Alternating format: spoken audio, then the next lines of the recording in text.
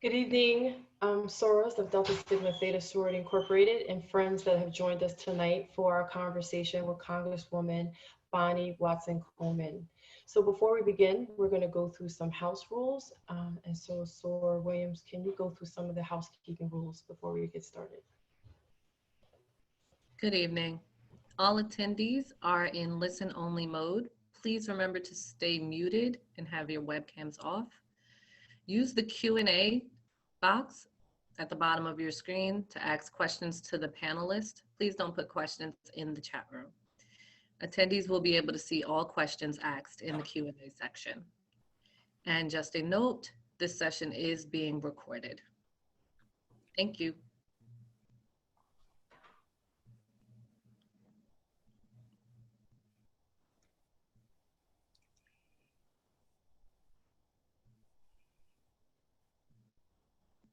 Good evening. My name is Michelle Bird-Fielder. I'm the first VP and Chair of Membership Services for Central Jersey Alumni Chapter. It is my pleasure to be with you this evening. On behalf of the 256 members and our president, Karen Wade Culp, who is unable to be here this evening, I would like to welcome you to a conversation with Congresswoman Bonnie Watson Coleman about vote by mail. There is no more important topic, given what we've witnessed this week, and as we are only about a month away from the most important election in modern history. Allow me to share some important information about Delta Sigma Theta and Central Jersey Alumni Chapter in particular. Delta Sigma Theta is a sisterhood of predominantly Black college-educated women who provide programming and support to the communities that we serve, both here and throughout the world. Since its founding in 1913 at Howard University, over 300,000 women have joined. We have always been at the forefront of social justice movements of the time. Our first public act was marching in the Women's Suffrage March of 1913.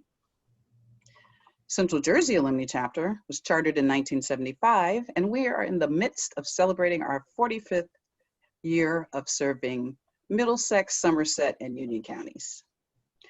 Our members are professional women who are involved in providing programs in our 5-point thrust program area. Economic development, educational development, which includes our youth programs, Delta Academy for middle school girls, GEMS for high school girls, and Embody for middle and high school boys. International awareness and involvement, physical and mental health, political awareness and involvement. In addition, we have many arts and letters and social action programs such as this one in collaborations with other organizations.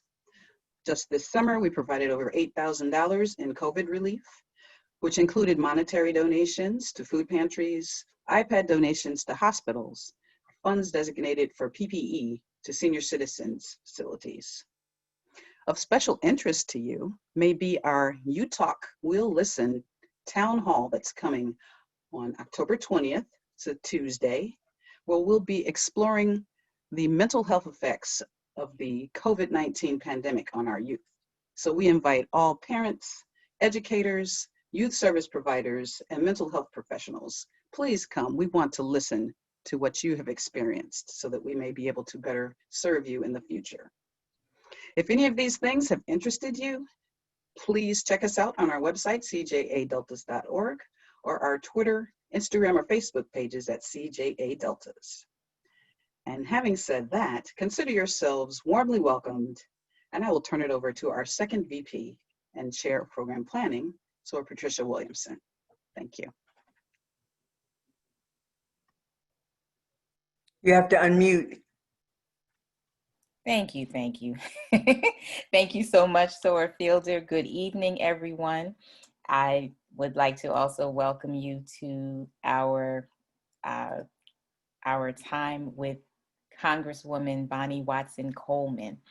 I have the honor of presenting the introductions, and so I'd like to introduce we have one panelist and 3 people asking questions, and so I will start with our Congresswoman, who is Congresswoman Bonnie Watson Coleman from the 12th District.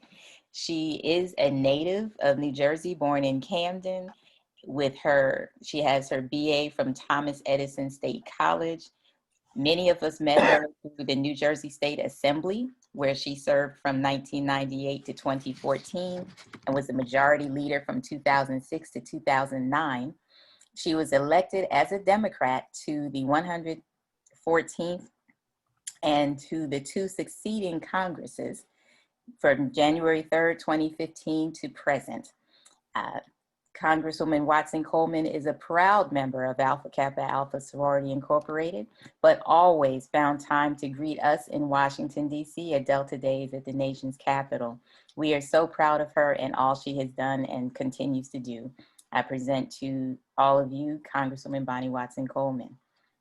In addition to our Congresswoman, I would like to also give a brief introduction to our Central Jersey Alumni Chapter Social Action Chairs. We have Niambi Daniels Harris, and we have Chanel Williams, who will be speaking along with me and asking some questions today of our Congresswoman primarily about voting. And there's some things that have just really been sitting very, we've been very concerned about some things we've seen in 2020. But we'd like to just start with something basic. And so I'd just like to start with the first question, Congresswoman Watson Coleman. From your experiences, why is it important to vote? I think the voting is the loudest expression of participation in a democracy that we have. I think when we think that our vote doesn't count, we can look at certain things that have happened in other elections where everyone's vote did count, and the fact that we underperformed in some regards resulted in our having who we have in the White House now. But from a positive perspective, when John Kennedy ran, when they tabulated his win, it turned out to be like one vote. He won by one vote in every district across this nation. So that's like an illustration why one vote is very important. But voting is important because it is the way we express how we want to live, what kind of community we were going to have, what kind of police force we're going to have, what kind of educational system we're going to have, what will the laws say about equal access to jobs? What will it say about the rights to love whomever you wish to love? What does it say about the LGBTQ community? What does the law say about a woman's autonomy over her body? What does the law say about the over-incarceration, mass incarceration of African-American men in particular, but women to a very high degree? And what does the law say about the over-disciplining of our Black girls in schools for infractions that their white cohorts don't have to answer for at all? So your vote determines the community and the way in which you intend to live your life, and the respect that you expect as a participating member in society. Your vote makes a determination as to whether or not you'll have access to housing wherever you can afford it and want it, or whether or not you're redlined. And so I tell people all the time, there's nothing in your life that politics doesn't impact. And if politics impacts those things, then the people who are in charge of making those things happen or not happen, depending upon what's the right direction to go, they're there because they were voted into office. And that's why voting is so important. And when we see what we see now, when we've seen unchecked violence against Black men and women at the hands of law enforcement, innocent though they may be, when we see what is happening with immigrants, children being separated from their parents at the borders, when we see women being subjected to hysterectomies, without their consent because they're immigrants, when we see the inhumanity that has been manifested in policies and practices and things that this administration has said and done, then we know that our vote is vitally important because it determines what our democracy is going to be like, or even if it's going to survive.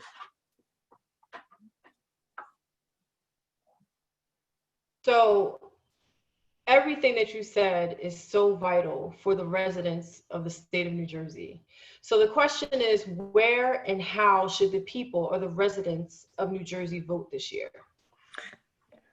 Well, good question, because this certainly is the different time for everybody. A couple of things. Number one is, let me tell you that if you're not registered to vote right now, you have until October the 13th to get registered. You can go right online and fill out the application, submit it online, and you should have a ballot within 5 days. If you are a former felon or a person who is on probation or parole, I know I'm not talking to you, but I'm talking to people who you might be talking to. You are eligible to vote in the state of New Jersey. If you already are a registered voter, you will receive, if you haven't already, your ballot in the mail. You don't receive a ballot application or request for a ballot, you actually receive your ballot. And when you receive your ballot, you fill it out and you make sure you sign it where it needs to be signed. Make sure you use both of the envelopes that come with the ballot. And you put the one envelope inside of the other envelope, and that your name and address is displayed on the outer envelope. And you can vote a number of ways. You can put that envelope in your mailbox and have the mailman pick it up. You can take that, you can put it in a mailbox. You can take it to the post office. You can put your ballot in a drop box, which is set up specifically to take ballots. It is a secure box. There's probably one in near your municipal office, but there are lots of them throughout the counties. And that is a secure way of putting your ballot in. You can also take your ballot to the county elections office and drop it off there. And last but not least, you could take your ballot that you have filled out and take it to the polls location, which is open for your district on election day, and you can drop your ballot in there. If you are disabled, you have the ability to go to the polls and use one of the machines. The machine's only going to be available to people with disabilities who cannot use a paper ballot. If you go to a polling location and you don't have your ballot to drop in, they'll give you a paper ballot and you'll fill that out, and that'll become a provisional ballot, which means it doesn't really get counted that night. We are, my office or my campaign has initiated an effort called 1012, because we think that people need to vote early for a couple of reasons. One is that if you send your ballot in and there is something that needs to be corrected, you'll have enough time to correct it. If you wait till the last day and it's insufficient or it's incorrect, you have no time to correct it. And number two is the governor and the state legislature changed the law so that the ballots can be opened and put into the machine 10 days before election day. And we want as many ballots in enough time so that we can read them out on election night. Because I think it's very important that we have the critical mass of votes that are readable on election night. And so we're asking people to vote by October the 12th. That's why it's called the 1012 program. We're also asking people that not only would you commit, would you call people text people, email people, remind them that they can vote, remind them that we want them to vote early, and remind them how easy it is to vote. So you did, so one of our questions were, and you answered that for us, can we still register? And yes, you have until October 13th, right? Yes. That's the date I heard. I did want just a couple of clarifications about the vote by ballot mail. Mine's behind me. One is that I know there were some challenges where, say, there were senior or people who weren't able to fill in their ballots, but they can have a guardian to do that. And I'm not sure if that's still, we have the ability to do that. And the second was, is there also an opportunity if you wanted to take your ballot to your county clerk's office? I just wanted to follow up with that. Yes, you can take your ballot down to the county office. And yes, if you need help in filling out your ballot, you can get someone to help you. That person would have to be recognized on the ballot that he or she helped you. What you have to be careful about is you're only legally allowed to deliver a certain number of ballots. I'm not sure if it's 3 or 5. So where we used to have these campaigns, it's 3. Where we used to have these campaigns where someone would pick up all the ballots someplace, Okay, right. take them down to the county office. You can't do that anymore. You're only allowed to take 3. So if for some reason you all recognize, for like older people or some people who just can't get out but do want to cast their ballot early, if you have a program set up to go help them with your masks on, Right. and gloves and stuff, recognize that you can only deliver 3 ballots. Okay.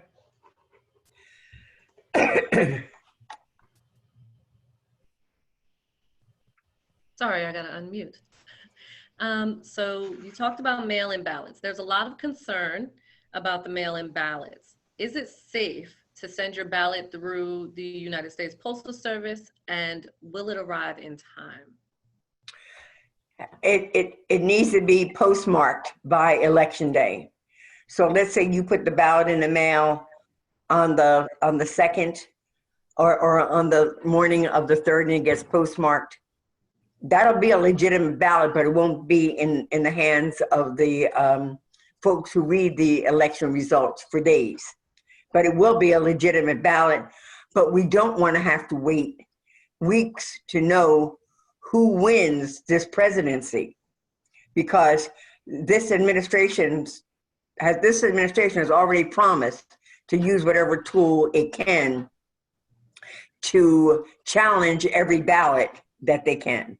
And is it safe to vote by mail? It is absolutely safe to vote by mail. There is absolutely no evidence that there's been widespread fraud, or that post office has thrown your ballot away or whatever. That is not the case. As a matter of fact, we've been voting by mail in New Jersey for a long time. There are states like Oregon where that's the only way you can vote is by mail. So don't let anyone discourage you or dissuade you from voting by suggesting that there is anything fraudulent that takes place. We've had several briefings with members of the unions that work for the Postal Service, and they have told us that if the states do what they need to do by getting the ballots out early enough, and people get their ballots in on time, they can handle it.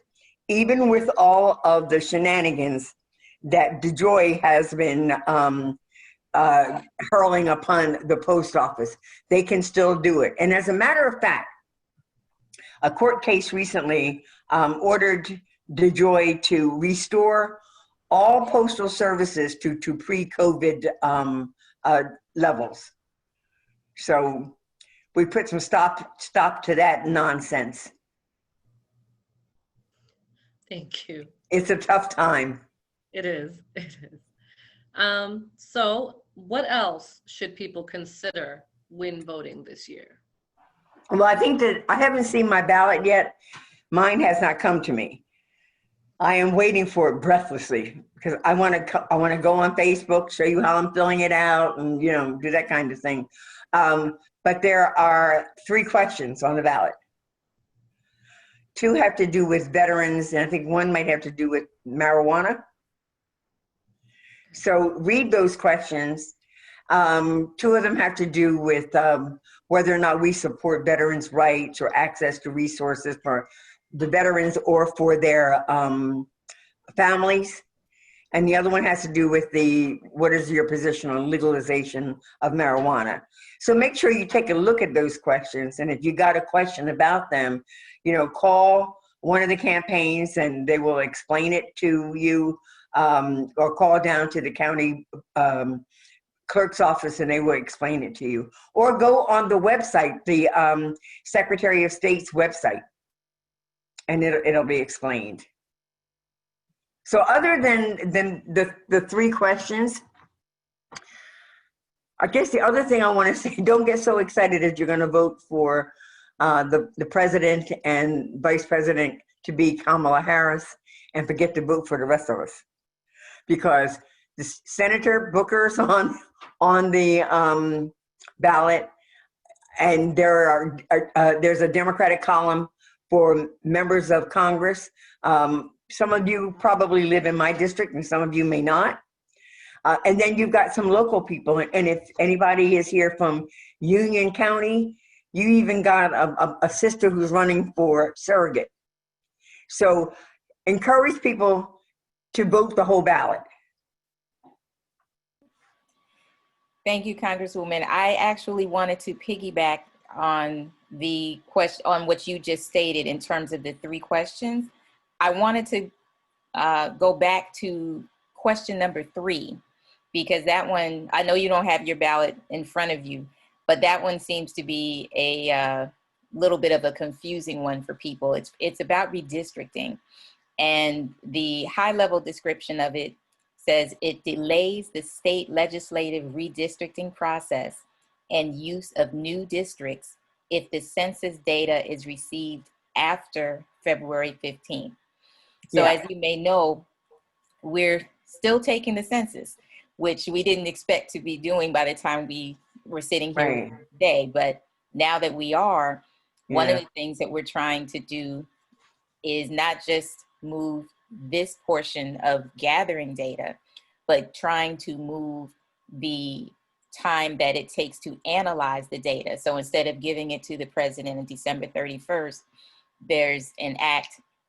And actually the Census Deadline Extension Act was, I think yesterday, rolled into the HEROES Act, so that it can actually move and hopefully get signed by the president to move the census out from December to April. And so if we do that, of course, that impacts New Jersey and how we would do our redistricting. And so that's where that question comes in. So I was just wondering if you had any thoughts on. Well, we want to support that because we want to make sure that we have the most accurate count of people and that the data is completely analyzed. I mean, we just got the extension, I think, a week now, another week, because the administration was shutting down the date on September the 30th, on which the census had to be answered. We want to make sure that the data is analyzed and that it is analyzed analytically. How about that? Okay. And not to be used for reasons of packing or unpacking districts and changing the dynamic of districts. We did a really good job in unpacking districts 20 years ago and even 10 years ago, where we spread out where minorities were living, so that we would have greater possibilities of more diverse members in both the House of Representatives, we've got 2, and in the state legislature. So I believe that my recommendation would be, yes, we would support the questions that are on the ballot. Okay. And I will say this one is a split. there's a big split Okay. between some of the like the League of Women Voters and NAACP and and New Jersey Institute for Social Justice, where I work. But that particular one, we're just looking at, we certainly want to move the extended date federally, because 2 months is just too short for anybody to make any good sense about it. But what we wanted to do, we're concerned about holding on to the current districts for another 2 years, and because it impacts people of color. So that's one of those that's just. And because you don't want this administration making the determination. No. So that's where we are. But that was. And because there are legitimate reasons, could you hold on just 1 second? I'm sorry, I'm voting. I am voting right now. Absolutely. Ma'am? Hey. All right. Well, actually, we can wrap this side while she's voting. I know we're about to go into question and answer. And so I will turn my portion back over to, let's see, Sora Williams or Sora Harris. I know we have a few. Frank, I'm on a Zoom. Or should I say Sora Fielder? Yes, Sora Fielder, but you Okay. are correct, I Sora do see Williams. some questions there. So while she's voting. Yes, we have some questions. Do you want me to? Oh, she's back on. She's coming back. She's muted. Okay. You gotta. Here she goes. I think. You know, it shows up differently on different screens. I was just saying that we vote, I get to vote by proxy, and Frank Pallone is my proxy, but I have to send the instructions in writing, and then they have to go over to him, and then he has to call me to confirm that these are my wishes. Otherwise, it invalidates the vote. So I'm sorry for the interruption. Well, we thank you for voting. Yeah. Whatever it takes. We thank you. We just voted on the New Heroes Act. Yes, that's what we were talking about. Perfect. We're trying to negotiate with the Senate and with Steve Mnuchin, and you know we're giving up $1 trillion, but we're shortening the time that this particular bill will stay in effect, so that we can, well, as soon as we have change, pass another bill. Okay. Yeah. Well, thank you for your vote. We appreciate. Oh yeah. That. We appreciate But it. this is actually really exciting to be here with everybody, and especially for the young generation, to understand that it does matter with your vote, and to see how legislation and government and people standing up for your community work. So we truly respect the hard work that you're doing, Congresswoman. This is awesome. Thank you. It's my blessing. Yeah. So we're going to turn to some questions and answers for you from the audience. Okay. So. Okay, Representative Watson Coleman, the first question is from Marcia. What is the deadline to send in a request for a mail-in ballot application in order to get the requested voting ballot? Thank you, Marcia. And you know, since you said your name, Marcia, let me just bring you greetings from one of my friends, Marcia Fudge. Hey! Used to be I sit next to her every day. I'm down there on the floor. You don't have to request a ballot if you're an active voter. So if you're already registered to vote, you either have gotten your ballot already or it is coming. So that's off the table. You don't have to do that second step. I'm in Mercer County and I haven't gotten mine yet. So all the ballots are going to be, I think were sent out, what's today, Wednesday? Yesterday. So you should probably get one this week. If you're not registered, you can go online and register, and you register and you will then get a ballot within 5 days of registering. So you don't have to go through the hoops of requesting a ballot. They changed the law so that voting would be more efficient and effective. They did this in the primary and they're doing it in the general. So no application, no request for a ballot, just one should come in the mail to you. If it doesn't, and you know that you're registered, then you need to call the county clerk's office and find out what's going on with your ballot. But that should be a very rare situation. Okay, thank you very much for that answer. Here's the next question from Gwendolyn. Will there be a police presence at the polls to counter any persons who show up to challenge voters who are not legally registered challengers, but who are there to intimidate voters? So I don't think we're going to have to worry about that too terribly much in the state of New Jersey. If you go to first of all, we don't see the majority of people going to the polls on election day. We see those who haven't voted and other ways that they can vote going there at the last minute. So if someone encounters any kind of bullying that takes place, then there are numbers to call, and there will be attorneys who will handle it or officers who will handle it. But you should not be experiencing any voter suppression in the state of New Jersey or voter bullying in the state of New Jersey. I know that's an issue and a concern in some of our southern states. And so they are employing thousands and thousands of volunteers to make sure that they're at the ready to be where they need to be dispatched. Okay, thank you for that answer. All right, Janice says, are voter protection groups needed in New Jersey? And if so, how can I volunteer for this? I think you were sort of answered that. Well, not necessarily voter protection groups per se, but they always have a need for lawyers when a ballot is being challenged, a voter is being challenged, and sometimes you have to go down to the courthouse and argue the case. But you should check with your county office to see what the plan is for them, or the party that you support, the county campaign that you're supporting. Call and see what their needs will be. Okay. We have another question. What do you say to people who were more discouraged than ever after the debate about voting? What do you say to young people?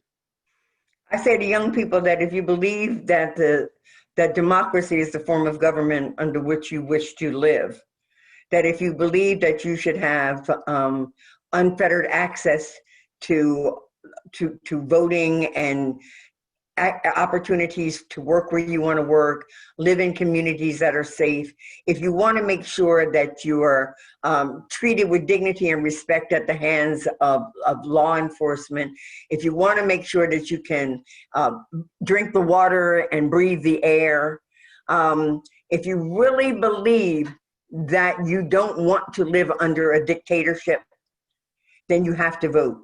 And as painful as that debate or debacle was the other night, I mean, I was talking to my goddaughter. She said, "Oh, Bonnie, I can't do this." I said, "You must watch it. No matter how painful it is, we must watch it, because what we see, we may be able to help someone else to understand." Don't get discouraged. Get engaged. Don't let anybody talk you out of your vote. People died for your vote. You know, one of the blessings I had working in Congress is that I had the opportunity to work with John Lewis. I mean, I was just like amazed to be in his space and working with him. He got beat up just because he wanted to vote. I mean, our forefathers and mothers lost their lives, lost their jobs, lost their homes, just because they wanted to register to vote, just because they wanted us to have the opportunity to vote so that we could participate and benefit. And so don't let anybody cheapen that vote. If your vote wasn't important, they wouldn't be trying so hard to stop you from voting. Absolutely.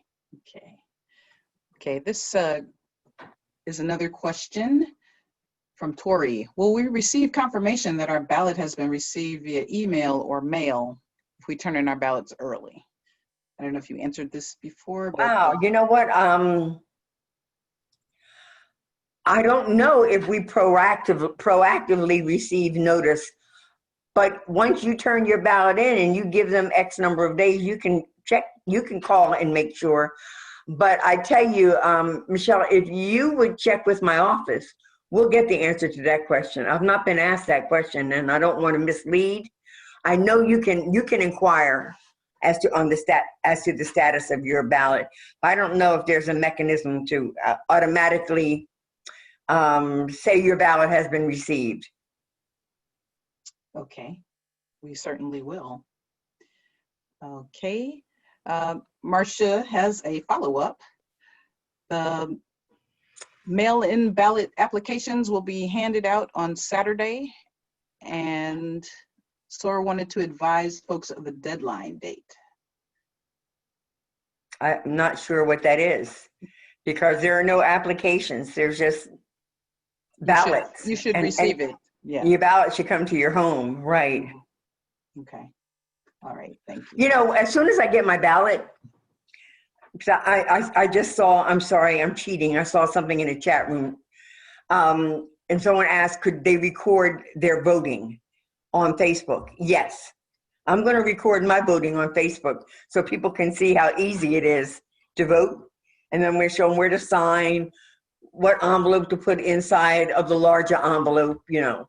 Because sometimes even I get a little nervous. Oh, God, did I sign everything? Did I do everything right, you know? Mm-hmm. Okay, thank you for that. Can I just have a follow-up with that? I'm sorry. So people, just so I can understand what's happening. So when you go vote, people are literally got Facebook Live on or Twitter Live or Periscope, and they're recording themselves, putting it in the mailbox, or? Well, there are people who are actually showing you that they're actually putting it in the drop boxes. Okay. Yeah, but you can also record yourself voting. So if you want to do it because you want to do tutorial for somebody, Okay. or for a group, you can do that. There's no prohibition. That's your vote. You can let the whole world know how you're voting. Okay. Okay, And then there are lots of pictures on Facebook now, people actually dropping their ballot into the drop boxes. I think that's to help people, to reassure the people that those drop boxes are secure. And the election employees pick up those ballots on a very routine basis. Okay, thank you. That was a great question. All of you teachers out there. Okay, we have a question from Wilma. Any views or recommendations on the marijuana ballot question?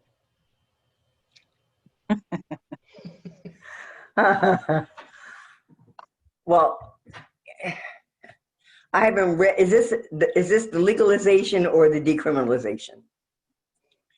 I haven't seen my ballot. Decriminalization. Decriminalization? Yes. We have a lot of brothers and sisters in prison for very long sentences for having had quantities of marijuana or smoking it or had some on them. I personally think that we need to recognize that this has resulted in the over-incarceration of our people. And so my personal position is that I support the decriminalization of marijuana. Okay. Thank you. That was the last question that I have in the Q&A. It says legalization, I understand. Legalization. I support the legalization of marijuana. I just don't think that that's something that we have generations in prison for. Okay. Wow. Okay. One more. Oh, I yes. think that's the same. Oh, that's the same Is one. that the same one? Yeah, Yeah. it's the legalized. So Legalize I apologize. There's a spectrum when it comes to how to deal with marijuana. Yeah. So decriminalization is a small portion of it. Legalization. Is even more. Yeah. So I know your former colleague Senator Rice is fighting really hard in this one. Well, I think that we need to place some emphasis on the industrialization aspect of it, because we sure enough paid the price for the criminalization of it. Yeah. So we ought to ensure that as we're moving through decriminalization to legalization, to growing, to distributing, that, you know, our people have access to that as an industry as well. Mhm. Okay, very good. I'm in the chat. It says, if you want to check the status of your vote, call 1-877 New Jersey Voter, or go to the Division of Elections website and create an account. Thank you. Okay, there is one other question. Are we certain there is no disqualification if your ballot is, if it's recorded? If you record yourself voting? I don't know where that question comes from, because I don't know.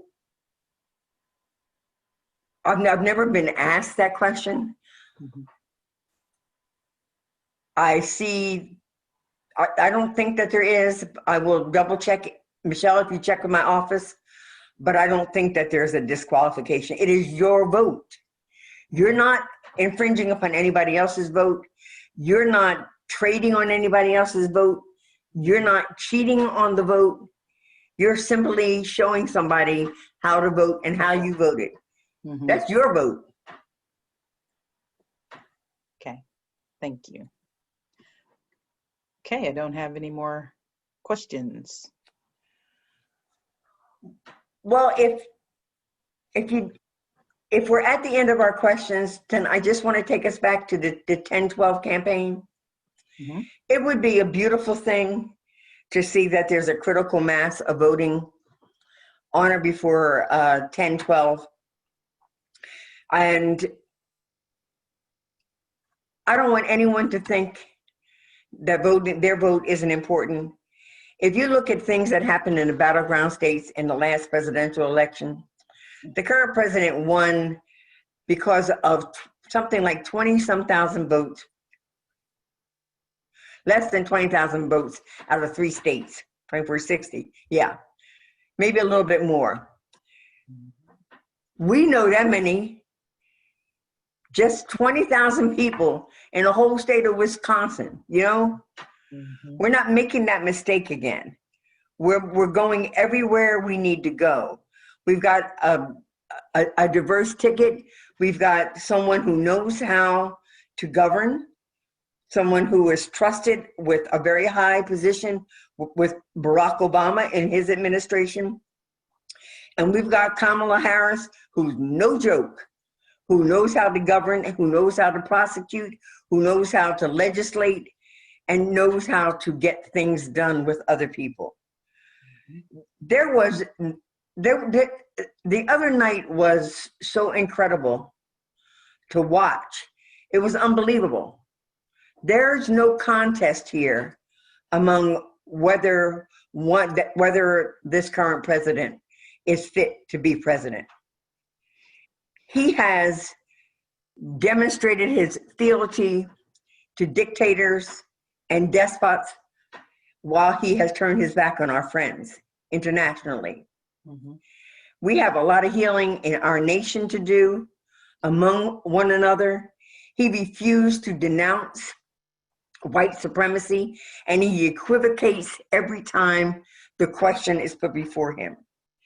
And that's because if we look at what he has said and done, he's very much aligned with white supremacy. He's very much aligned with racism. There have been more isms that have been talked about in these last 3 and some odd years than any time in my life. And I've been around a long time. And I've been around when we were fighting in the Division on Civil Rights for just fundamental rights and housing, employment, and public accommodations. And everything we fought for is on the table right now.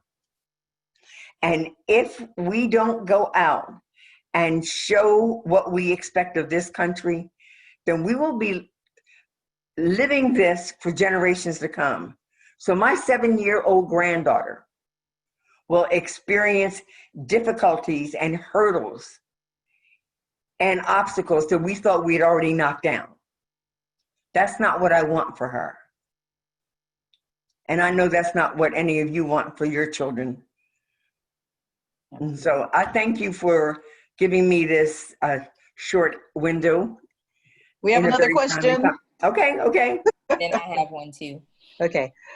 But just shut, you do this to me, because once I get to talking about this stuff. We see that you're passionate, and we love that about you. Okay. I would love to add the 1012 initiative to my Facebook feed. Where can I get a full statement on the initiative? Go to bonnieforcongress.com, and we have information on it there. It's not very difficult. It's not complex. We were working through organizations like CWA, NJEA, Working Families, other progressive groups. Their leaders signed on, said that they would, not only would they commit to vote before October the 12th, but they would also communicate to their networks, their memberships, their groups, and have them try to get them to commit as well. And that they would communicate with them by email, by texting, and by calling. So if you reach out to my campaign, bonnieforcongress.com, we will give you whatever information. We will welcome you with open arms. And that's actually a good day to do it if a lot of people have the day off because of the holiday. And so that's a good opportunity for people to actually, go during the day. Yeah. And people say that they want to be able to vote in the federal elections on a holiday that they don't have to take off from work. And so, whoop, there it is. So I had a question. Since when we scheduled this with you, as I mentioned earlier, we actually thought the last day of non-response follow-up for the census was September 30th.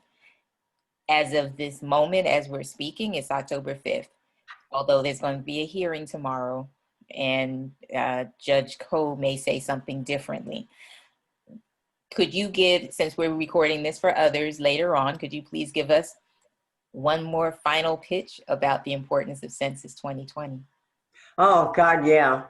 If you haven't filled out the census, or you know somebody who hasn't, please do, and please have them. The census determines so much. It counts the number of people that live in any given area, and it tabulates the kinds of needs that are particular to that area. So when funds are doled out from the federal government, how many people have shown up to be residents in any given place and the kind of needs that they have, those determinations are made based upon that information. So it supports our schools, our hospitals, our law enforcement, our nurses, all kinds of employment. It affects our housing, access to housing. It affects our state districts for assembly and our congressional districts. It determines the amount of congressional districts you have and where they're aligned. And so depending upon whether or not you answered the census, depends very much on the raw number of people in the state of New Jersey that are counted, which impacts how many districts we'll have in Congress. The information that you collect on the census by law cannot be used for anything other than the things that we just talked about. So you're not asked a citizenship question, even though the president wanted to, because the Constitution says you count everybody. You won't get a fine levied against you because you forgot to pay a ticket because you answered the census. They're not going to execute a warrant against you for something that you may or may not have done because you filled out the census. Because that information by law cannot be shared with any other entity. And when they collect the information, they collect the aggregate information. It's not Bonnie Watson Coleman. So It is safe to fill out the census. It's very important to fill out the census. If you want to make sure that the resources that come into your community for child care, elder care, and everything else in between is fair as it's meted out to your community, then you got to be counted. Exactly. It's as simple as that. You got to be counted. Thank you. Thank you, thank you. And I did want to just mention, in terms of your legislative congressional district, you all are doing quite well. You're in the 72nd percentile. So that's of course, we still want to get the remaining people counted. Yeah, but within that, we have the city of Trenton, and it's underinforming. And yes. so Trenton, where Plainfield, actually, there's portions in both of those areas that are Yes. still extremely, they're just above, well, Trenton's not at 50%. Plainfield is at 55%, but they're still considered hard to reach areas. So people are going to knock on doors. And, they're going to be masked and they're going to have their tablets. Answer the door. If you don't want to let somebody in, have the conversation, between the door. But give up the information because you've got to be counted. Our future depends upon it. And in the areas where the need is the greatest, or as Ayanna says, where the pain is the greatest, when you're closer to the pain, you need to be close to the table. And to be close to the table, we got to know you're there. Yep. Okay, we have several questions about the 1012 initiative. Several about whether it will be advertised locally on TV or radio. Also one about whether it's a New Jersey initiative or a national push. Okay, can you speak to that, please? It's a congressional 12th district initiative. 2 years ago, we did a virtual headquarters. It was located in Princeton, and we did phone banking and volunteering and calling, not only for the 12th congressional district, our own district, but for the districts in New Jersey that were red that we were trying to turn blue. So it was for Andy Kim, Mikey Sherrill, Josh Gottheimer, Tom Malinowski, and then Jeff Van Drew, who's now a Republican. So we will make calls and do volunteer work in our district as well as in those other districts. And then if we do such a bang up job that we have some time left over, we're gonna do some in Pennsylvania. Yes. Okay. So it's not Ayanna was on the call when we were announced it, so I'm hoping that she takes something like that back to the Massachusetts area. It will be on Facebook. It may be in some of the churches do their bulletins on virtual church. You might see it there. You'll see it on Instagram and and in tweets and things of that nature, but you won't see it on TV unless some news program finds it worthy. Yeah. I'm certainly going to tell my pastor about it. So, who's your pastor? Reverend Jerry Michael Sanders from Fountain Baptist Church in Summit. That's my pastor. We're going to get the word out. That's right. Yeah, that's good because Summit, you can use all the help we can up there. Yeah. Yes, they're after Tom for sure. Yeah. Okay, that's all of the questions in the Q&A chat. Okay. Well, you all are very efficient with the questions and very diverse with the questions. I appreciate it. Kept me on my toes. This has been a blessing for me to share with you. Thank you. We are so glad that you joined us, Congresswoman. It was actually very informative, very good conversation, and we got to see you working live. Like, that's exciting. Like, I'm excited right now. I know everybody's looking at me like, calm down. But we truly appreciate you taking out this time. We know you have a busy schedule, and so we just want to give you this opportunity for some final words, and then we will follow up with you because we have some additional information share Okay. with the audience, just so you know, we have a barcode so people can register. Oh, wonderful. Thank you. Thank you. I want to thank you for this opportunity to have this conversation and to just tell you, our vote is so important that the actual form of governance that we've embraced is on the table right now, and that we need to do this for each other and for the generations that come after us. And we can make a difference. We will make a difference.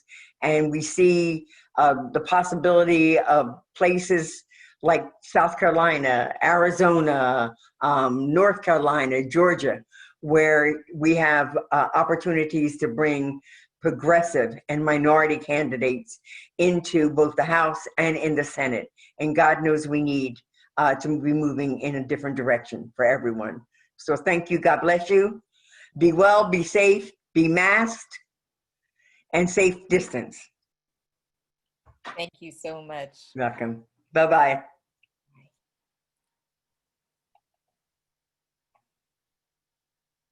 Okay, that was an awesome agenda. So we do have, there was some websites, we had additional information, so you can go to your county clerk's office.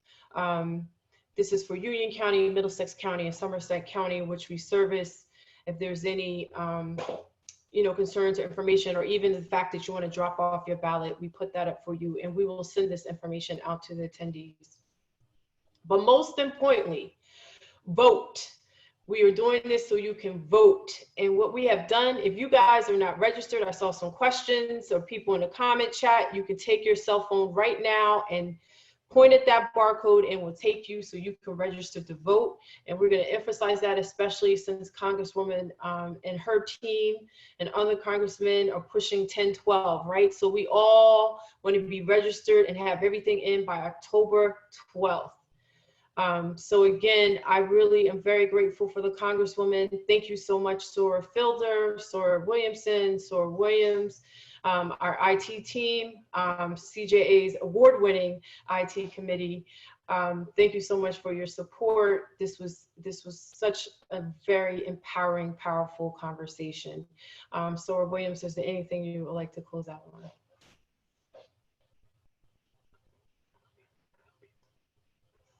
I always forget. Yeah. Just to reiterate what you said, thank you everyone for your participation in this conversation. It was very engaging, very informative, and I think I'm already thinking of the marching orders that Congresswoman has given us as social action. So thank you all for participating, and I hope everyone have a good evening. Good evening. Great job.